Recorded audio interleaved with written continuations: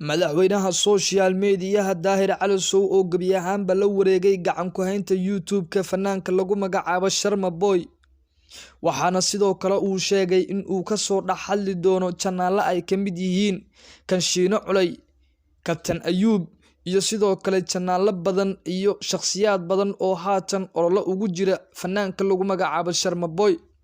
Daahir Calasow oo sheegay in haddii sida ugu dhaqsiyaha badan Sharma Boy uu raaligelin ugu soo bixin waayo aflagaadada iyo caayda uu Daahir Calasow u geystay, sida uu isagu xaqiijiyay in gabi ahaanba uu celib tiri doono sida uu horay u ballan qaaday heesaha Sharma Boy oo idil. muuqaalkeenan ayaan ku soo qaadan doonaa daawade iyo waxyaabo kale oo intaas ka sii dheeraada, balse muuqaalka like saar intaan u guda galin warbixinteenan, subscribe saar channelkeenan oo la wadaag saaxiibadaada. kulanti wacan oo wanaagsan daawadayaal, ku soo dhawaada channelkeenan Ducaysane Media oo aan kaga hadli doono warbixin qusaysa gabi ahaanba la wareegida channelka Sharma Boy oo la wareegay madaxweynihii social media Daahir Calasow. Sharma Boy ayaa horay muuqaal uu soo dhigay baraha bulshada waxa uu ku shaaciyay in haddii Daahir Calasow uu jabsado gabi ahaanba channelkiisa in uu sida ugu dhaqsiyaha badan Sharma Boy uu raaligelin bixin doono, balse Daahir Calasow ayaa goor sii horeysay waxa uu la wareegay gabi ahaanba gacan ku haynta channelka alfanaan Sharma Boy oo inta badan heesiisa ay ku jiraan marka laga reebo heesa fara ku tirisa oo channel kale ku jira.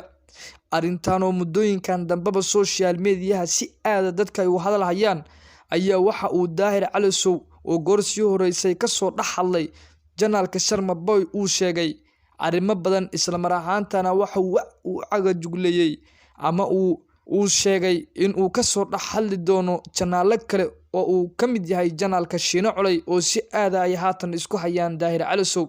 Daahir Calasow ayaana xaqiijiyay in isaga cid la mid ah oo social media isticmaasha Soomaali ahna aysan jirin, cid kaga cilmi badan cilmiga IT-ga muddo badanna uu soo baranayay cilmiga. Daahir Calasow ayaa waxa uu sheegayaa in aysan jirin cid isaga la mid ah oo social media isticmaasha awoodsa u leh in isaga ay ka hortagto, waxaana uu sheegay in gabi ahaanba dadka dhammaan uu ku faanayo fanaanka lagu magacaabo Sharma Boy aysan waxba ka qaadi karin. Daahir Calasow waa sida uu hadalka u dhigay. haddaba daawade, sidee ayay kula muuqataa arrinkan social media sida aadka looga dhaxayo? ma mid barankii ahaa mise waa mid si dhaba u jirta? qaybta aragtidan lagula wadaag, dad badan ayaa ku wareersan arrinka. kumahadsanid daawashada muuqaalkan.